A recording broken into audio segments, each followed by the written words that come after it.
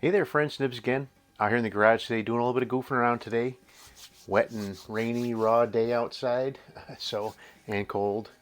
So I decided I would keep it indoors and do a little bit of tinkering. And what I have here is a pretty cool, kind of unusual, one that I've never heard of or seen before. We have a Benjamin model AS392, and this one is a lot like a Benjamin 392 or a 397. I have my Sheridan version right here. This is a pump-up gun, but what is unusual about this one is it actually is a CO2 powered gun, and it uses the big 88 or 90 gram CO2s. And I actually have an adapter here that will allow me to use one or two 12 gram CO2s in place of one of those big ones to test this thing out. So this one was sent over to me by a viewer, Robert, to take a look at for him. I thought it would be a pretty cool project because it's one that's really obscure. I'm thinking from the symptoms that I'm seeing, it is probably just this little poppet valve right here, the actual exhaust valve, that's really the problem. But we'll go ahead and tear this thing down and put some new seals in it, and hopefully get this thing sealed up and hold in some air. I do have my first time doing one of these, but I did find an exploded or a parts diagram on the Crossman website, so that ought to be very helpful. But let's go ahead and get into it. I have a camera running up above here, so we'll move up to that and we'll have a bird's eye view of what I'm doing here. Hopefully this won't take too long. But like I said, I've not done one of these so far. So let's go ahead, we'll get the stock off and out of the way. Big Phillips head screw down in here. Pretty straightforward. I have rebuilt a couple of 392s and a 397, so some of it looks very familiar. Alright, so yeah, all this stuff is very familiar. I'm going to set this off to the side here. We don't need the stock in the way. So there's this big, alright, I see what's going on. So there's normally you'd have the big pump assembly up inside of the tube here, but there's your CO2 screws into this piece here, and then goes up in, and then to where the transfer port is. So let's go ahead and we'll take off the trigger assembly for starters. Because I think we got to get the valve out the back. So I've got my Knipex pliers, and they work great for all sorts of stuff.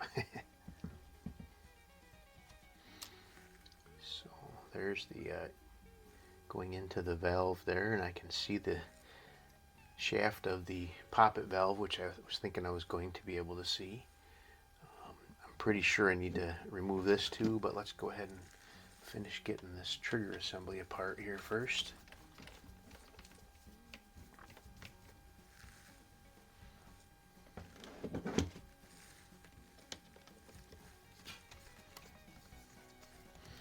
So this might be under some spring pressure from the hammer spring. Not too much. Let's see here. Oh, a little bit. It was cocked, apparently. So we'll just set that off to the side. There's our hammer spring. Here comes our hammer. Alrighty, so we're getting there.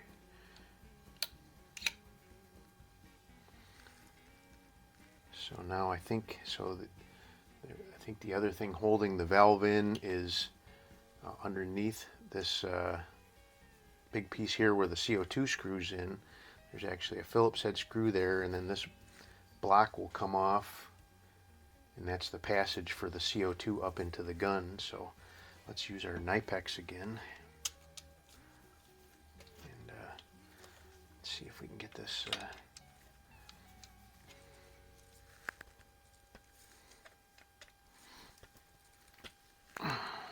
maybe not. That's what it looks like.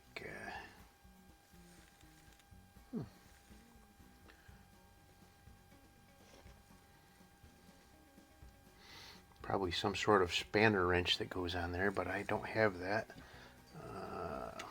Let me give that another. So I need to open these up one more so I can get a little better grip on that. Okay, I think I can.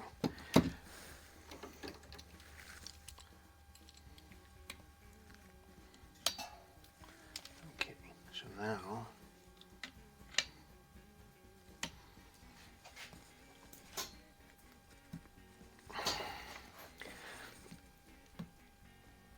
oh boy, I don't want to move.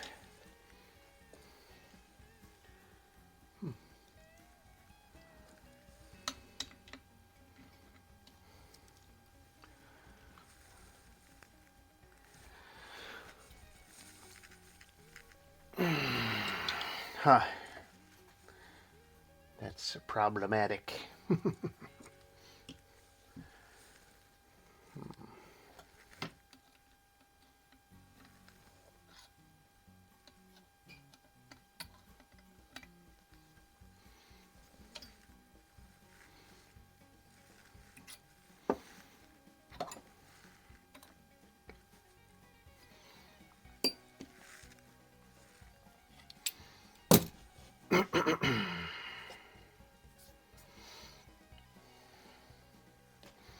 Alright, I'm going to pause the video for a minute. I'm going to clamp this in my vise and get this apart.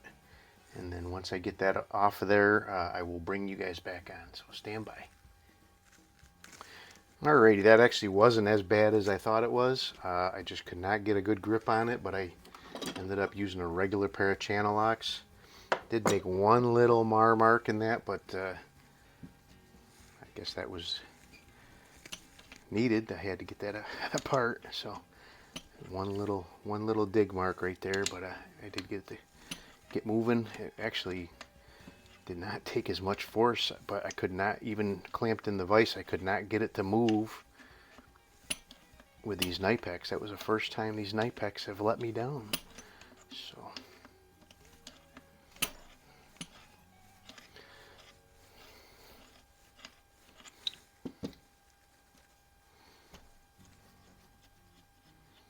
okay, so that is our, so there's a sealing O-ring down inside of there. Okay.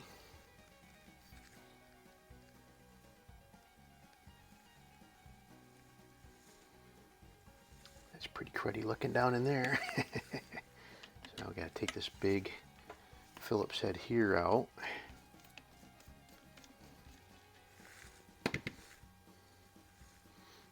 And then this should lift off, and there's a little O-ring right there. That's got a replacement right in there.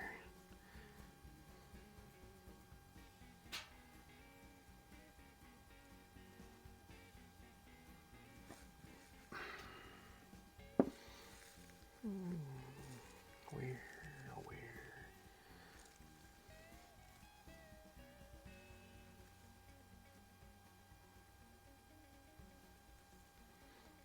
I don't know where my little dental pick went.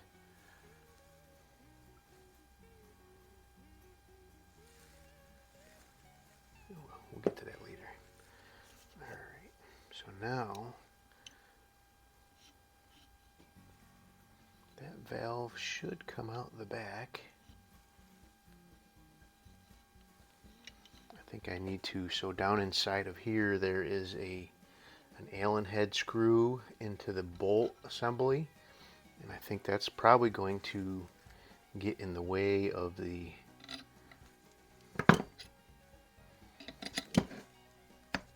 there goes the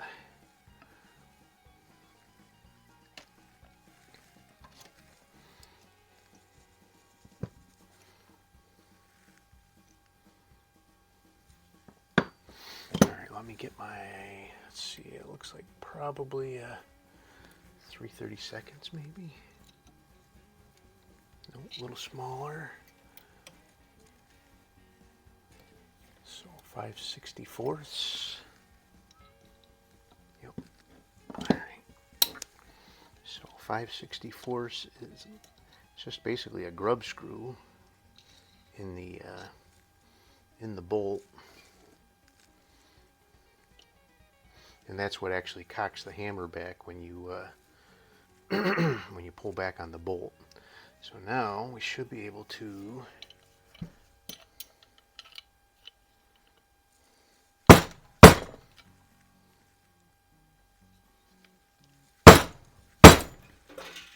there, she's coming out.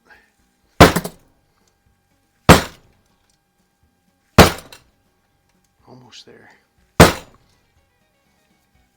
So there it is. So there is our valve. So just so you can see here, the big screw that was holding this CO2 block on here goes in here, and then there's these two O-rings around here that allows the CO2 to go into the gun, actually upside down. There's our transfer port into the, and then this was the screw, the lug that was holding the trigger guard on. So now we just need to take this apart. Now I see where I was like, man, there's a lot of O-rings in this kit, but now I see why. So let's go ahead and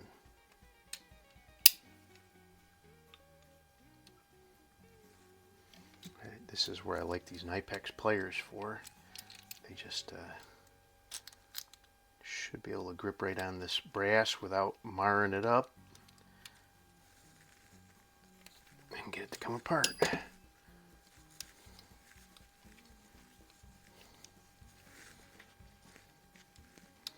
I'm betting there's another O-ring down inside of here that seals up the two halves of this, and I see it already.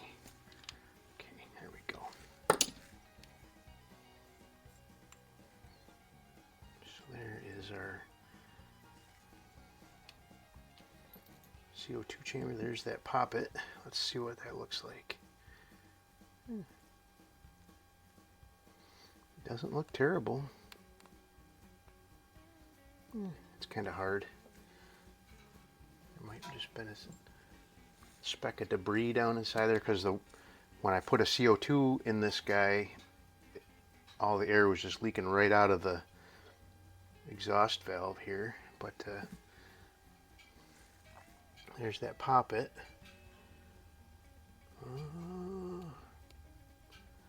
It does have a little nick in the edge of it right there. Okay, so that should be a pretty straightforward repair. So we need to make sure we don't lose that spring, the poppet spring. And so let's see here, we've got 4 O-rings to go around the valve here, and then a thicker one that's going to go right here. What else we got? We got there's a real small one that's mashed between the two halves of the, and there's actually a little recess there for it there. Okay, that's nice.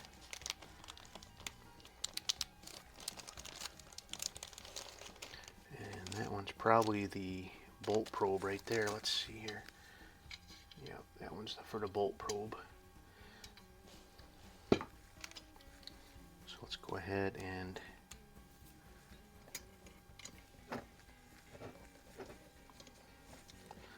so the bolt handle screws out.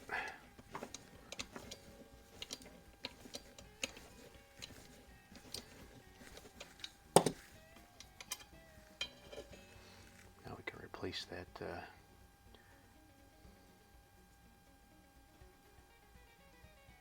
right there is where that grub screw was. Alrighty, we are all tore down here.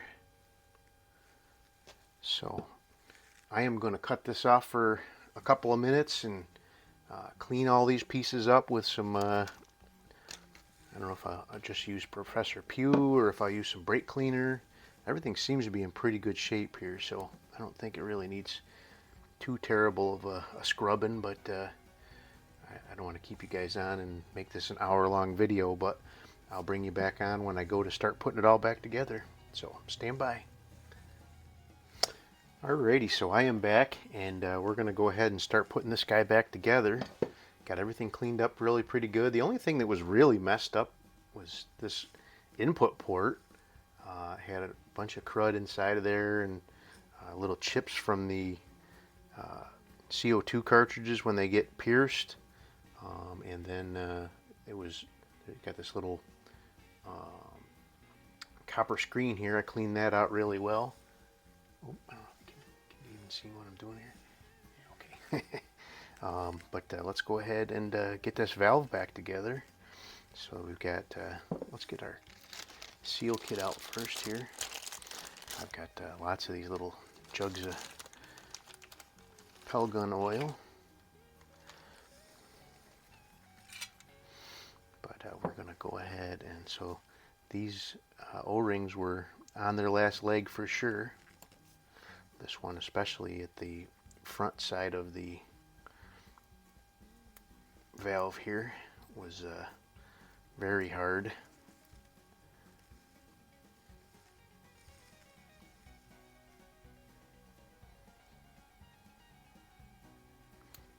That one probably had the most pressure on it. That one and the one on the front here, they seemed like they had pressure pushing against them. And this one in the middle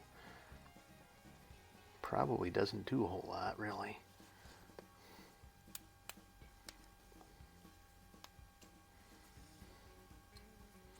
Still kind of tough, kind of hardened up. Let's go ahead and get this big guy off of here. This one's all flattened out. Okay, that's the two. So I can definitely see the resemblance between that and the valve from the 390, the regular pump 392 or 397. The only difference is the 392 would have had a inlet valve, and so when you pump it, it's pushing the air into the inside of that.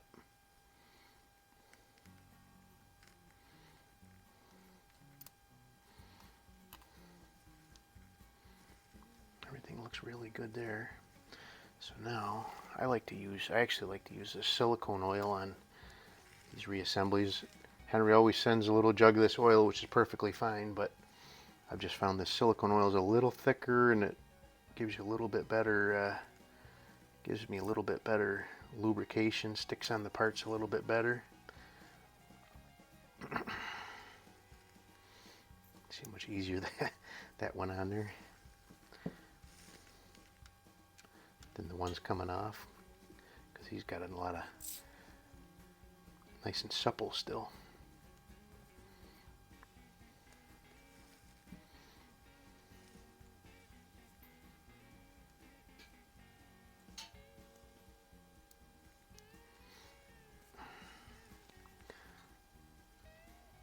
Careful when you're doing this, but I like to use my dental pick to get that past that middle groove there.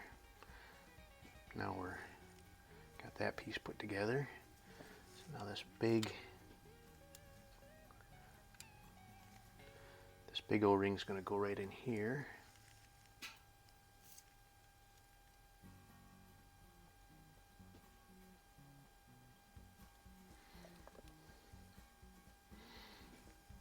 Seal the two halves of the valve together, just like that. Set that down right there. Now we got the back half of the valve. Go for these two thin O-rings again.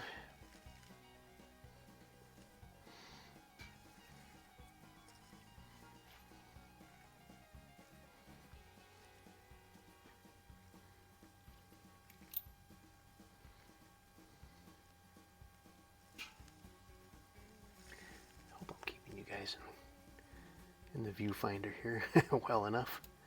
All right, there's that one.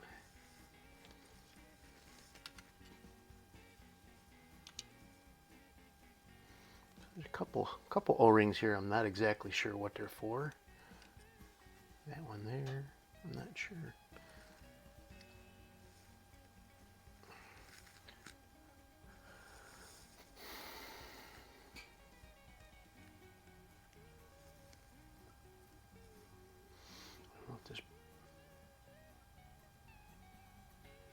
I don't know if this white one goes in here to seal up the neck of the CO2.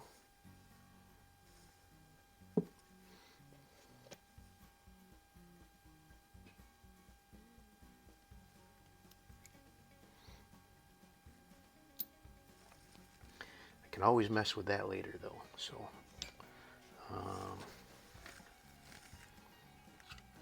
this one is our seal between the breech here, right? Or is it the bolt probe? Definitely not the bolt probe, so that smaller one must be the bolt probe, and then this one's the seal between the, yeah, it's just right. See that there? That's what squishes between this transfer port. So I'm thinking the small one was missing, but it may go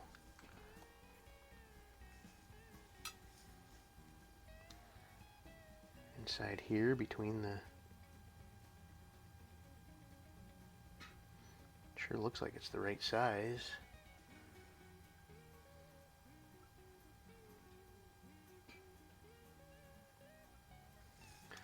There was not an O-ring in there, there was some remnants of some junk in there. I don't know if that was an O-ring before or what, but it almost seemed like it was a crush fit between that.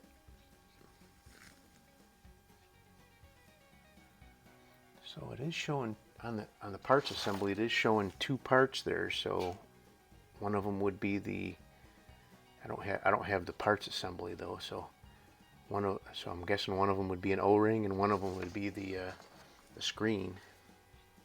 All right, we'll get to that in a minute. So let's get this valve back together. So here's our new poppet. Definitely a much better looking O-ring on there, but I'm going to put a little bit of silicone on there just to help it seal up the first time. We're going to drop that guy down inside there, and then we come back in with our little spring. Now we can put these two halves back together. Okay, back with our Nipex again. If you don't have some of these and you're trying to rebuild some of these older guns, older air guns, I would really recommend looking them up. I just got this set here. This is a model number 8602180, which is a little different from this model number. This is 86105-180. I don't know what the difference is. They are machined a little bit differently, but they're basically the same exact tool. But this 05 model here I've had for quite a while, and this one actually costs like $65. This 02 model is like $40 on Amazon. So I don't know what the difference is between the two. They both do exactly the same thing. So we want to close this up here, and so the one thing we want to make sure is our two screws need to line up, and they look like they do. Okay, so that's good. All right, so now we can start getting this thing back in there. So I'm gonna put a little bit of lube inside the tube here, so it will start sliding in there really easily.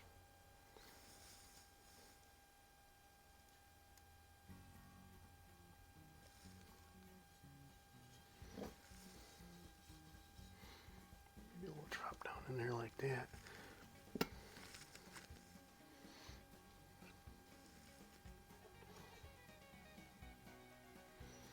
So be careful with these O-rings when you're getting them started in here.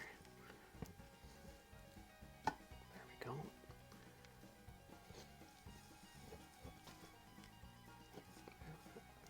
That was started.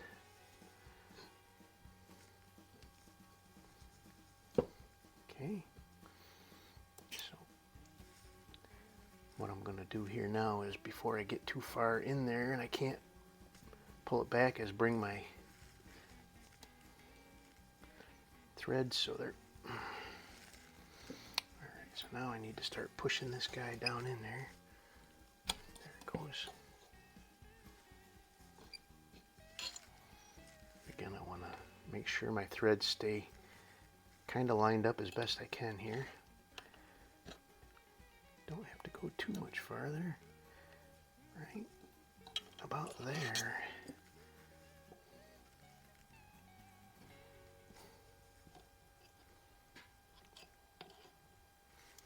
Let's see here.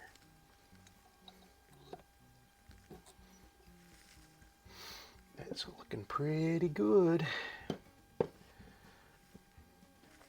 it still leaks, I don't know why. So, all right, so let's get this piece back on. This is our CO2 transfer block going down into the gun. So let's put a little dab of silicone on the block here.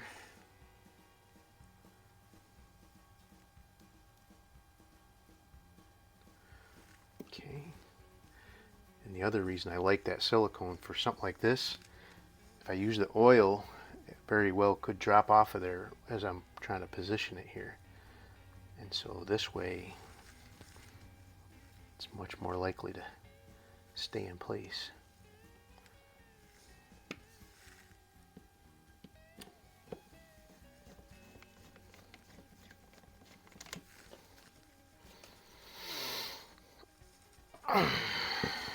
Okay. That looks good. Looks real good. So now, let's see, we've got our bolt here. Let's get the bolt probe O-ring off of here.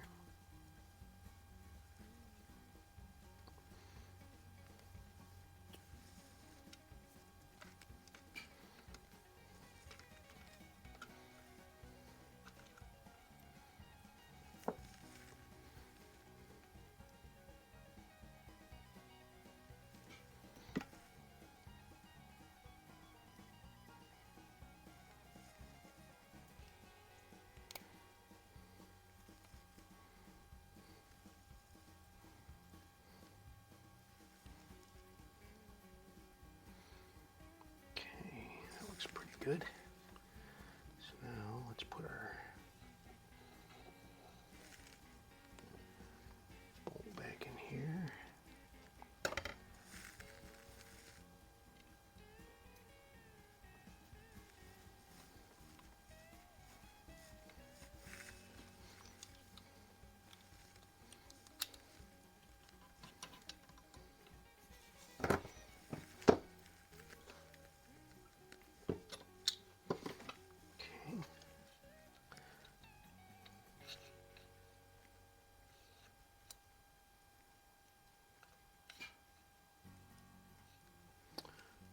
Put that bolt in upside down because the hole for our little grub screw is not there. And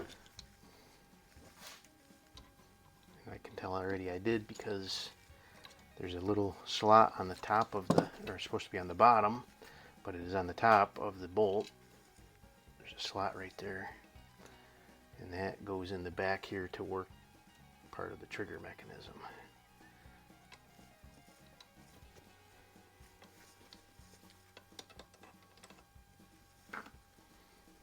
Now we're ready. Okay, so now we need to get our, where did it go? It's over here.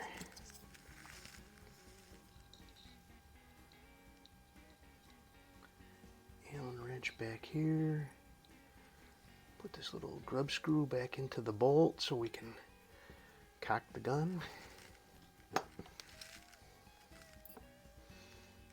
now the hammer will go in. Hammer spring. So now this is the lug for the trigger guard. And you gotta be careful with this because it will cross thread in that very easily.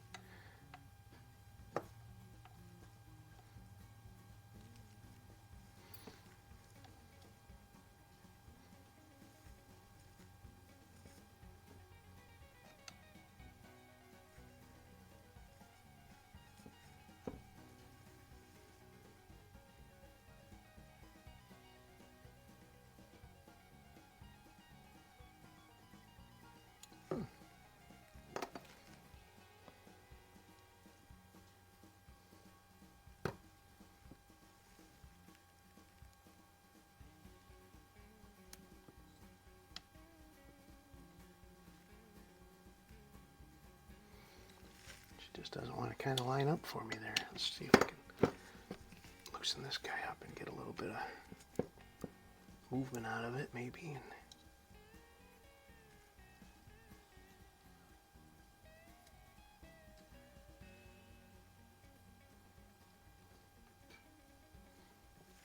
There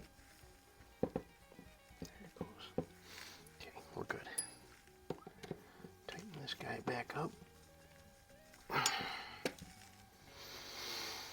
Alrighty, so now our trigger guard goes back in here. Alright, we're getting close.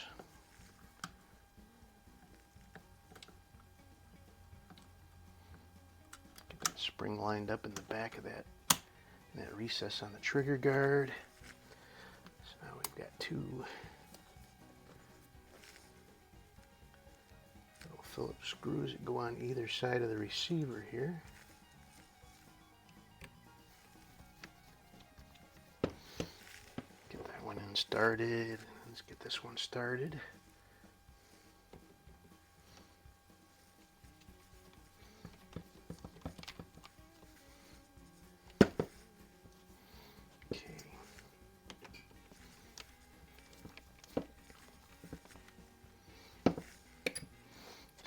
Check that our bolt cocks. Seems like we're firing. Good. Let's tighten up this lug here. We can charge this without putting the stock back on, so we'll be able to maybe tell if we got a leak or something somewhere.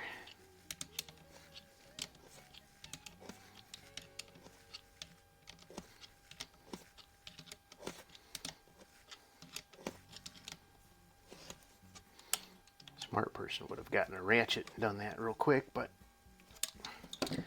that's not me. Alright, so the last thing we got to do is look at this guy here. So is this the O-ring for down in there? Let's see. Let me see here. Yeah, it sure looks like it. Okay, let's see what we got to do about that.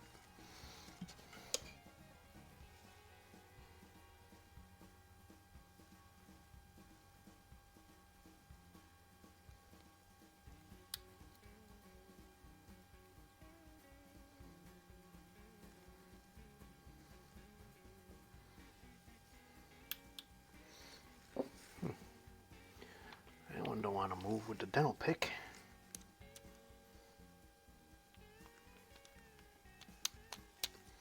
Yeah, that one was real hard too.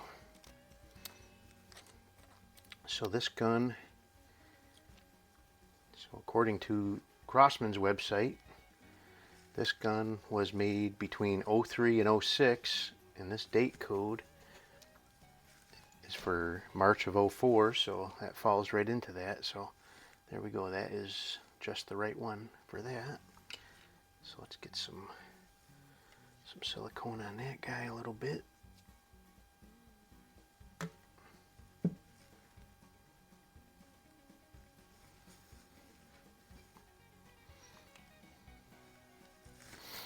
So these how-tos end up usually being a little bit longer, but you guys seem to appreciate them a lot, so.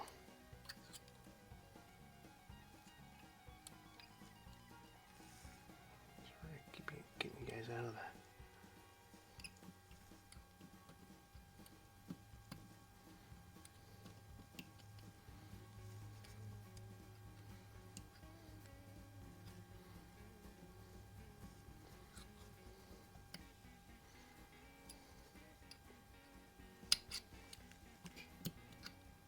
Okay.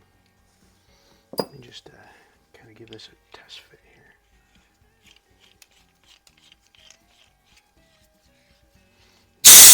here. Ooh, still hit some air in that CO2. I forgot.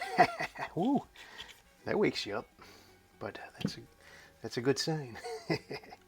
All right, so now I am pretty certain that this little O-ring is supposed to go in, so that there's a little screen here that's supposed to go down inside this transfer port. I cleaned that off really good with that's the one thing that Henry usually does send with these kits, but didn't have one in this one. I'm not throwing any stones, but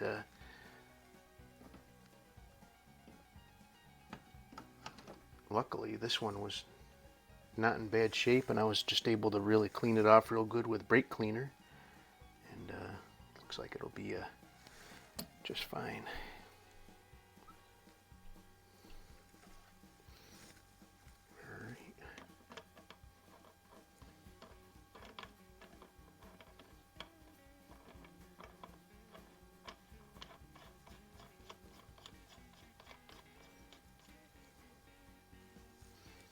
Yep, I think that was the right call. Okay, let's snug that up a little bit. So I did already have a little air in there, so I should be able to just screw that right in, and it should either charge the gun or leak. So I think we want to probably cock it so that the hammer's not sitting against the poppet when we charge it for the first time.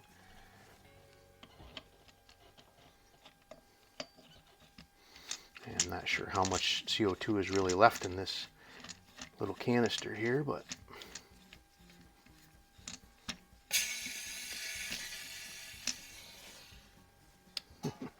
not much.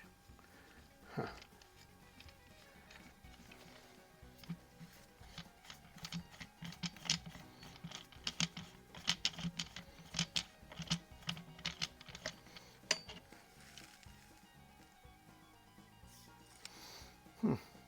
So that was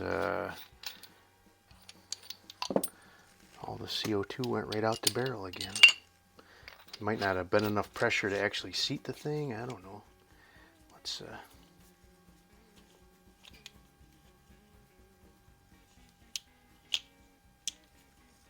pierce another one here.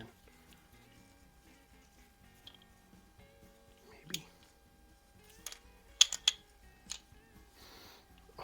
Oh. That's those CO2s that were sitting there are 8 gram CO2s, not 12 gram CO2s.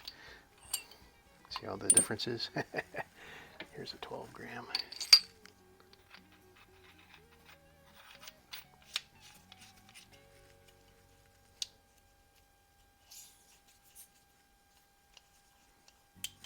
Okay, so maybe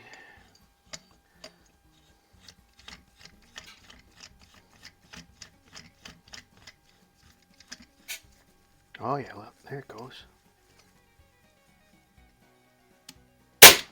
Haha! Nice.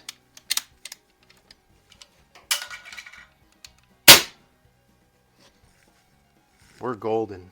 All right. So, do I need to?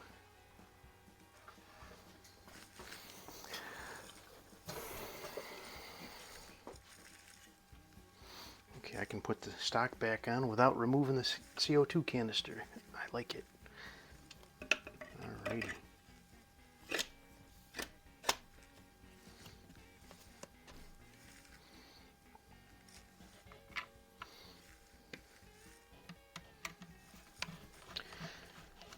Just like other CO2 guns, it seems to be pretty loud.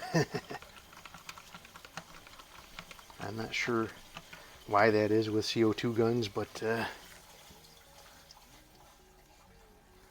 even CO2 pistols and stuff. So I did take this little end cap off. It's just a dummy plug that goes in the end here.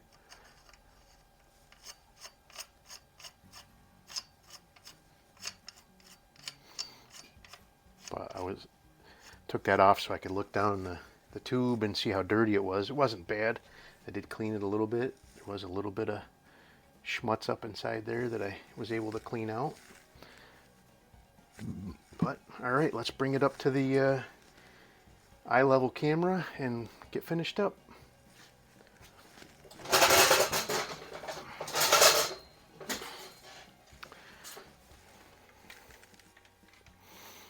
Alrighty, so there you go. That is pretty cool. It's a pretty cool gun. So this would normally be one of those 90 gram. I actually have one over here. Let me grab it real quick in case you're not familiar.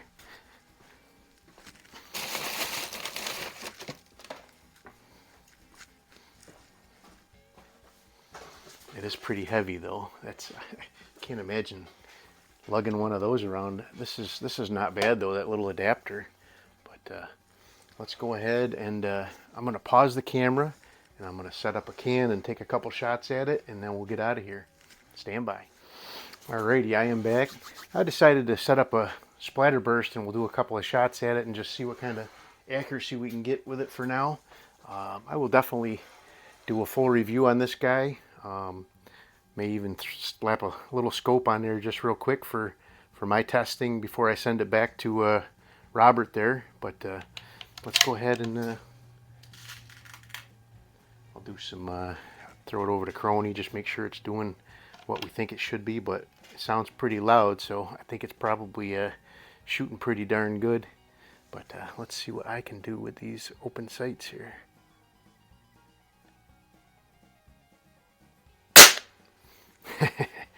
Can't get much better than that. Actually, it wasn't too bad. It was louder shooting it without a pellet in there for sure.